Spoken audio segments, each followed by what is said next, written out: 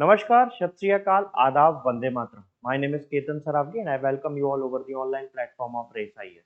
Friends, आज की हमारी इस क्लास में हम बेसिक इंट्रोडक्शन लेंगे स्पेस टेक्नोलॉजी का। इसके साथ साथ हमारी आज की इस क्लास में हम बहुत सारे अन्य चीजों के बारे में भी डिस्कशन करेंगे that will be all related to space technology. तो चलिए शुरुआत करते हैं। ध्यान से समझे, हमें साइंस और टेक्नोलॉजी पढ़ना है। हम साइंस और टेक्नोलॉजी में एक बेसिक डिफरेंस जानना हमें जरूरी होता है। What is basic difference between the science and technology? ध्यान से समझे, जब भी मैं आपसे बात करता हूँ साइंस की, तो साइंस क्या है? कई सारे, यदि मान के चले किसी भी व्यक्ति के सामने किसी तरह की कोई प्रॉब्लम आती है, उस प्रॉब्लम का एक हाइपोथेसिस बनाया जाता है उसे सॉल्व करने के लिए। उस समस्या के निवारण के लिए मनुष्य क्या करता है? अपने इमेजिनेशन पावर से किसी भी उस समस्या का हल ढूंढने की कोशिश करता है, और उस हल को हम हाइपोथेसिस के नाम से जानते हैं। किस नाम से जानते हैं? हाइपोथेसिस के नाम से जानते हैं। इस बात को याद रखना। पूछा जा सकता है कि what is hypothesis? So hypothesis is the unproven solution of any problem. जिसको अभी प्रूव करना बाकी है, इस तरह के सॉल्यूशन को हम क्या कहते हैं? हाइपोथेसिस कहते हैं। याद रखेंगे बात। अब इसी हाइपोथेसिस को प्रूव करने के लिए कई सारे एक्सपेरिमेंट्स परफॉर्म किए जाते हैं। उन एक्सपेरिमेंट्स का होता है ऑब्जर्वेशन, और ऑब्जर्वेशन के बाद हमको जो भी ऑब्जर्वेशन के बाद जो हमें रिजल्ट प्राप्त होता है ना, रिजल्ट। अच्छा, इस ऑब्जर्वेशन पर हमको क्या करनी होती है? इस पर हमको प्रोसेसिंग करनी होती है। प्रोसेसिंग में क्या क्या चीजें आ गई? जैसे प्रोसेसिंग में जैसे आ गई अर्थमेटिकल प्लस लॉजिकल ऑपरेशंस होता है ना। तो अर्थमेटिकल और लॉजिकल ऑपरेशंस जब परफॉर्म किए जाते हैं, तो यही ऑब्जर्वेशंस जो होंगे वो सब किस में कन्वर्ट हो जाएंगे? रिजल्ट में कन्वर्ट हो जाएंगे। और इनका ही यदि हमने सिस्टमेटिकली अरेंजमेंट कर लिया, तो उसे हम लॉज, प्रिंसिपल्स या फिर थ्योरी बोल करके बुलाते हैं। तो collection of laws, principles and theories gathered after performing a sequence of experiments is known as science। मेरी बात समझ में आई? कई सारे लॉज, प्रिंसिपल्स और थ्योरीज का संगठित रूप, एक संग्रहण है ना, जो कि कई सारे एक्सपेरिमेंट्स को परफॉर्म करने के बाद हमें प्राप्त हुआ हो, उसे हम क्या कहते हैं? साइंस कहते हैं। मेरी बात समझ में आती? वहीं अब हम बात करते हैं कि आखिर टेक्नोलॉजी किसको बोलते हैं। तो टेक्नोलॉजी क्या है? Applied form of these basic laws, principles and theories. इनका ही यदि हम एप्लीकेशन यूटिलाइज करने लग जाए for the development of new products और techniques, so that will be helpful for the development of the human society, then this will be known as technology। तो हम उसको क्या बोलते हैं? टेक्नोलॉजी कह करके बनाएंगे। तो ध्यान से समझना, इन्हीं लॉज, प्रिंसिपल्स और थ्योरीज का अप्लाइड फॉर्मेट ही क्या कहलाता है? टेक्नोलॉजी, ताकि ह्यूमन सोसाइटी का डेवलपमेंट हो सके, विस्तार, विकास हो सके। याद रखना। अब हमको और आपको बात करनी है किसके बारे में? विशेष तौर पर हम बात कर रहे हैं कि हम क्या क्या चीजें आज पढ़ेंगे। हमें विशेष तौर पर पढ़ना है आज फॉर्मेशन ऑफ ऑर्बिट के बारे में। जानेंगे कि कैसे एक सेलेस्टियल बॉडी दूसरी सेलेस्टियल बॉडी के चारों ओर रिवॉल्व करती है। इसके साथ साथ हम ये देखेंगे कि एक ऑर्बिट या फिर कक्षा होती क्या है। वहीं ये भी जानेंगे कि आखिर ऑर्बिट का निर्माण, एक कक्षा का निर्माण होता कैसे, कैसे आखिर एक सेलेस्टियल बॉडी चारों ओर एक ही पथ पर निरंतर लगातार परिक्रमण करती रहती है, और बार बार वो पथ से यहां वहां भी नहीं होती। ठीक, तो कैसे इस पथ का निर्माण होता है, कैसे ये ऑर्बिट फॉर्म होती है, तो इन सारे सवालों को हम देखेंगे। कैसे ये हमारे एग्जामिनेशंस में पूछे जा सकते हैं, तो उसके लिए यहाँ पर आपके कुछ एग्जाम्पल्स हैं। ध्यान से समझें। Which of the following laws of physics works behind the formation of an orbit in a space? तो law of inertia, second law of motion, law of gravitation, and both A and C. तो ये एक question बन गया। वैसे ही दूसरा एक question, maximum distance of any orbiting body around the earth. याद रखना, यहां पर किसके एस्पेक्ट्स में बात हो रही है? Earth is termed as apogee, aphelion, perihelion और पेरिजी। आज के हमारे इस लेक्चर के बाद आपसे इस तरह के सवाल बनना शुरू हो जाएंगे। तो चलिए शुरुआत करते हैं हमारे इस लेक्चर की। स्पेस टेक्नोलॉजी क्या है, यहां से एक डेफिनेशन बन करके तैयार होती, that is very very important. कई सारे सवालों के इंट्रोडक्शन के लिए ये डेफिनेशन आपके लिए इंपॉर्टेंट हो जाएगी in case of mains answer writing. ध्यान से समझे। applied branch of science which deals with the space exploration and study of the natural phenomena and other objects in the outer space so that new techniques and products can be developed which will be helpful for the development of the human society। कुल मिलाकर के वही basic principles of sciences का utilisation और study perform करना कहां पर, space की, ठीक, ताकि उसके उसमें होने वाले अलग अलग तरह के जो नेचुरल फिनोमेनाज हैं उनको ज्यादा से ज्यादा उनके बारे में इंफॉर्मेशन गैदर की जा सके, उन होने वाले फिनोमेनास को हम अपने डेवलपमेंट के लिए यूटिलाइज कर सके, कैसे हम वहां पर होने वाली घटनाओं को पृथ्वी पर यूटिलाइज कर सकेंगे ताकि मानव सभ्यता का अधिक से अधिक विकास हो सके। इन सारी चीजों के लिए ही हम क्या पढ़ते हैं, स्पेस टेक्नोलॉजी को पढ़ते हैं। ठीक है, तो ध्यान से समझना। जैसे अभी आप जानते हैं कि सैटेलाइट कम्युनिकेशन के जरिए हम बहुत सारे चीजों को इस्तेमाल करते हैं, जैसे रिमोट सेंसिंग, जैसे कि जीपीएस सिस्टम वगैरह। तो ये सब क्या है, अल्टीमेटली हमें स्पेस टेक्नोलॉजी की मदद से ही तो ये सारी सुविधाएं प्राप्त हो सकी और उसके कारण हमारा जीवन और अधिक सरल होता चला गया। ठीक है, तो कहीं ना कहीं उन्हीं बेसिक प्रिंसिपल्स को यूटिलाइजेशन किया जाता है स्पेस टेक्नोलॉजी में भी, जो कि साइंस में लिखे गए हैं, लिपिबद्ध किए गए हैं। चलिए, स्पेस टेक्नोलॉजी के अंतर्गत हमें पढ़नी है चीजों के बारे में।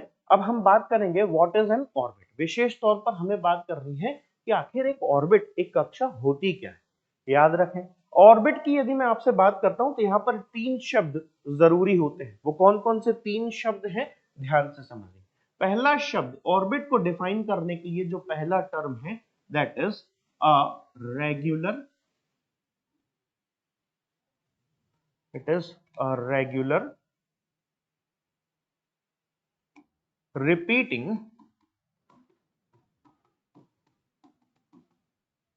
and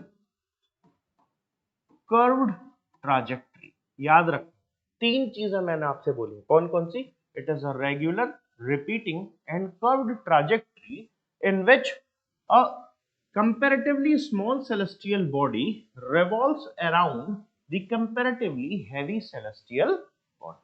याद रहेगी बात, एक ऐसा निश्चित निर्धारित पथ जिसमें कोई भी एक जो खगोलीय पिंड होता है, जो छोटा खगोलीय पिंड होगा वो अपने से बड़े खगोलीय पिंड के चारों ओर परिक्रमण करता रहता है। एक निश्चित निर्धारित पथ है, ठीक है, और वो भी कैसा है, घुमावदार है। It is a curve trajectory. Regular है, कहीं से ब्रेक डाउन नहीं हो रहा, मतलब कंटिन्यूअस है। रिपीटिंग है, मतलब ये बॉडी हर बार इसी पाथ को ओरिएंट करेगी। वहीं कर्व्ड है, मतलब देखो हर एक पर्टिकुलर जगह पर, एक पर्टिकुलर पॉइंट पर इसका डायरेक्शन क्या हो रहा है, चेंज हो रहा है। इसका मतलब ये है 100% it is a curved trajectory, कोई एक स्ट्रेट लाइन नहीं है। तो याद रखना, it is a regular, repeating and curved trajectory in which a small celestial body revolves around the comparatively heavy celestial body। उसी को हम क्या बोलते हैं, ऑर्बिट के नाम से जानते हैं। तो यहाँ पर हमने एक ऑर्बिट की डेफिनेशन भी देखी। Basic principles which applied behind the formation of an orbit are written in this particular book। याद रखना, इस पर्टिकुलर बुक में Philosophia Naturalis Principia Mathematica, this book has been written by Sir Isaac Newton in year 1687। याद रखना, 1687 में पहली बार एक पुस्तक लिखी गई, एक किताब लिखी गई सर आइजैक न्यूटन के द्वारा। इस पुस्तक को हम वैसे तौर पर बहुत अधिक जानते हैं प्रिंसिपिया मैथमेटिका के नाम से, मगर इस बुक का पूरा नाम क्या है, फिलोसफिया नेचुरलिस प्रिंसिपिया मैथमेटिका। ठीक, इस किताब में विशिष्टतः बहुत सारे अलग अलग लिखे गए लॉज हैं, परंतु विशेष तौर पर 2 लॉ अहम हैं जिनको हमको पढ़ना है, that are applied behind the formation of an orbit. अब कौन कौन से वो हैं, तो ध्यान से समझेंगे। सबसे पहला है first law of motion, that is law of inertia. इसको हम लॉ ऑफ इनर्शिया के नाम से भी जानते हैं। दूसरा लॉ कौन सा है, that works behind the formation of an orbit, is law of gravitation. Law of gravitation है जो कि काम करता है behind the formation of an orbit. कैसे करता है, पहले इनको दोनों को इनके बेसिक स्टेटमेंट्स को पढ़ते हैं, जानते हैं, फिर देखेंगे कि किस तरीके से ये काम करते हैं। ध्यान से समझें।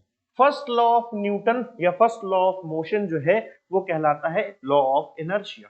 क्या बोलता है ये? It states that if an object is in rest it wants to be in rest, or if it is in a linear motion it wants to be continue in that motion in the same direction until and unless any external force applied upon it. And this tendency of the body to oppose any type of change in its condition is also known as inertia. याद रखना मेरी बात कि कोई भी एक object यदि वो स्थिर मुद्रा में, स्थिर कंडीशन में है तो वो स्थिर रहना चाहता है, यदि वो एक ही दिशा में गतिशील है तो वो वैसे ही उसी दिशा में गतिशील रहना चाहता है तब तक जब तक कि कोई बाहरी बल उस पर कार्य ना करे, और उसकी इसी टेंडेंसी को हम बोलते हैं जड़त्व, मतलब इनर्शिया। इस बात को आपको रखना है याद। ठीक, तो अब दूसरे लॉ की बात करते हैं। दूसरा लॉ कौन सा काम करता है? Law of gravitation. Law of gravitation states that every particle attracts every other particle in the universe. If there are two particles in the universe, then these two particles have a mutual force of attraction between them, and this force will be directly proportional to the product of their masses. It will be directly proportional to the product of their masses, and whereas it is inversely proportional to the square of the distance between these two masses. और जैसे ये proportionality का sign हटा वैसे यहां पर क्या जुड़ गया? एक ग्रेविटेशनल कांस्टेंट जुड़ जाता है। ठीक, तो this is the actual formula कि जो फोर्स इन दोनों के मध्य कार्य कर रहा है, जो बल कार्य कर रहा है, वो इन दोनों के मास के क्या होगा? गुणनफल के समानुपाती होगा, और वहीं पर जो आपका इन दोनों के बीच की जो डिस्टेंस है उसके स्क्वायर के व्युत्क्रमानुपाती होगा। तो आपको इन बातों को रखना है याद। ठीक, अब ये दो लॉ कैसे काम करते हैं इस पर अपन चर्चा करते हैं, ध्यान से समझेंगे। मान के चलते हैं अभी हम बात कर रहे हैं सन और अर्थ। अर्थ कंपैरेटिवली सन से क्या है? छोटी है। ये सीधे चल रही थी। ये कैसे चलना चाहती थी? सीधे चलते हुए रहना चाहती थी। तो चलो इसको चला देते हैं सीधे, है ना? ध्यान से समझेंगे। अर्थ क्या कर रही है? सीधे चलते रहना चाहती है। एक ही डायरेक्शन में चल रही थी तो वो वैसे ही चलते रहना चाहती है, परंतु अब ये किसके कारण है? This is all because of inertia.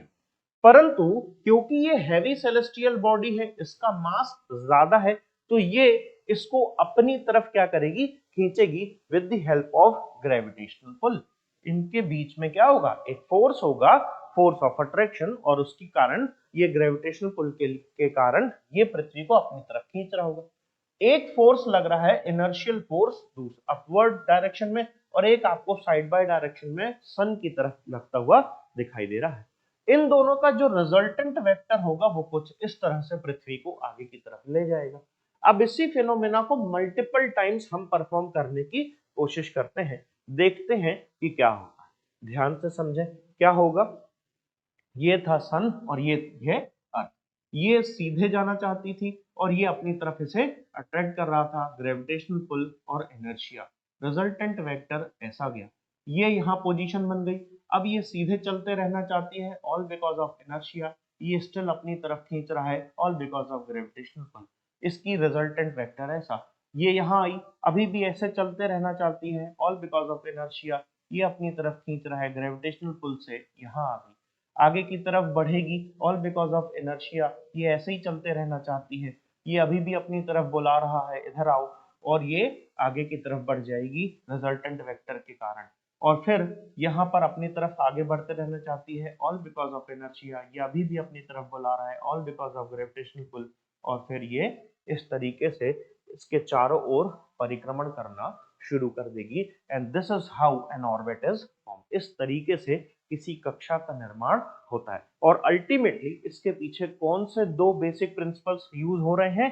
पहला है लॉ ऑफ इनर्शिया और दूसरा हो गया लॉ ऑफ ग्रेविटेशन। तो इस बात को आपको रखना है याद। इस तरीके से कोई भी एक छोटी सेलेस्टियल बॉडी, कोई भी एक छोटा खगोलीय पिंड जो होता है वो बड़े खगोलीय पिंड के चारों ओर परिक्रमण करना शुरू कर देता है। ध्यान से समझेंगे what is an orbital velocity. अब ये ऑर्बिटल वेलोसिटी क्या होते हैं? अभी आपने देखा कि जो स्मॉल सेलेस्टियल बॉडी है it starts revolving around the comparatively heavy celestial body. अब यहाँ पर दो फोर्स काम कर रहे हैं, एक है ग्रेविटेशनल पुल जो कि सेंट्रीपिटल फोर्स की तरह काम कर रहा है, और एक है इनर्शियल फोर्स जो कि सेंट्रीफ्यूगल की तरह काम कर रहा है। यदि एक बॉडी सर्कुलर मोशन में घूमती है तो उस पर दो बल काम कर रहे होते हैं, सेंट्रीपिटल जो कि टुवर्ड्स सेंटर लग रहा होता है, और एक अवे फ्रॉम सेंटर उसको ले जा रहा होता है, दैट इज सेंट्रीफ्यूगल फोर्स।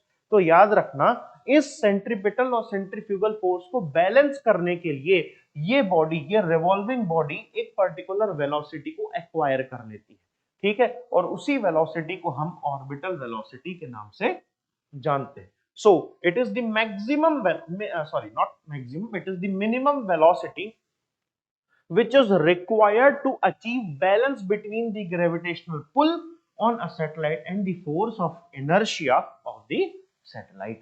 इन दोनों को बैलेंस करने के लिए, इक्विलिब्राइज करने के लिए जिस वेलोसिटी को एक्वायर किया जाता है उस रिवॉल्विंग बॉडी के द्वारा, उसे ही हम क्या कहते हैं? उसकी ऑर्बिटल वेलोसिटी कहते हैं। याद रखेंगे, यदि इन दोनों की दूरी कम होगी ऑर्बिटल वेलोसिटी ज्यादा होगी, यदि इन दोनों बॉडी की दूरी ज्यादा होगी ऑर्बिटल वेलोसिटी कम होगी। याद रखना रेशियो में चलता है मामला, ठीक है, याद रखेंगे आप इन सारी चीजों को, आपको फिनोमेनास को याद रखना जरूरी होता है। अब एक और बात करते हैं, क्योंकि ये जो पाथ होता है वो एलिप्टिकल हो जाता है, ऑल बिकॉज क्योंकि उस पर लगने वाला फोर्स इनइक्वल होता है, और उसके कारण जो ऑर्बिटल वेलोसिटी होती है वो भी कम और ज्यादा होने के कारण वो पाथ कैसा हो जाता है? वो पाथ एलिप्टिकल हो जाता है। ऑर्बिटल वेलोसिटी जब वो पाथ, ये पाथ कम होगा, इन दोनों की दूरी कम होगी, ऑर्बिटल वेलोसिटी ज्यादा होगी। जब ये दूरी ज्यादा होगी ऑर्बिटल वेलोसिटी कम हो जाएगी। तो ऐसे समय पर ये जो पाथ हो जाता है वो कैसा हो जाता है? वो पूरी तरह सर्कुलर नहीं होता, वो एलिप्टिकल हो जाता है। अब ऐसे केस में जब सन के रेस्पेक्ट में अपन बात करते हैं अर्थ की, तो याद रखना जब भी मिनिमम दूरी होगी तो वो कंडीशन कहलाएगी पेरीहीलियन। पी फॉर प्यारा, P for pass, P for peri. तो पास, पेरी, पास, पेरी, याद रखना वाली बात है। तो पास में जब होगा, जब अर्थ और सन पास पास में होंगे तो पेरीहीलियन, क्योंकि सन के रेस्पेक्ट में बात कर रहे हैं तो हीलियन शब्द का इस्तेमाल हम करेंगे। तो ये क्या हो गया? ये हम बात करेंगे कि ये जब अर्थ क्या होगी? सन के पास होगी तो पेरीहीलियन। वहीं जब हम बात करेंगे सन से अर्थ की दूरी जब मैक्सिमम हो जाएगी, कैसी हो जाएगी? मैक्सिमम हो जाएगी, तो एपीहीलियन। तो याद रखना है पेरीहीलियन और aphelion if we are talking about in respect to the sun. याद रखना, if we will talk about the earth in respect of earth, और फिर हम मून की बात कर रहे होंगे, तो ऐसे समय पर जब मून से अर्थ की दूरी मिनिमम होगी, कम से कम होगी, तो पेरी जी। और वहीं जब मून की दूरी पृथ्वी से सबसे अधिक होगी तो ऐसे समय पर एपो जी। तो याद रखना पृथ्वी के एस्पेक्ट्स में बात हो रही है या फिर सन के रेस्पेक्ट में बात हो रही है, इन बात को आपको ध्यान रखना है। क्वेश्चन को बड़े ध्यान से समझना। हमारे पहले वाले क्वेश्चन में दिया हुआ था इन रिस्पेक्ट ऑफ अर्थ, सो ऐसे समय पर जो पास वाली पोजीशन होगी, मिनिमम वाली होगी, तो वो पेरी जी कहलाएगी, और मैक्सिमम वाली दूरी जो होगी वो एपो जी कहलाएगी।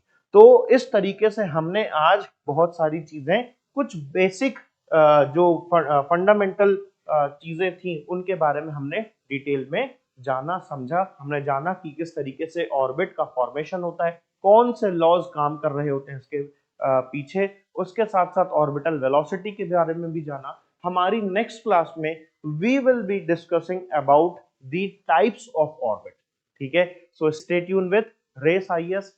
तब तक के लिए नमस्कार, थैंक यू सो मच।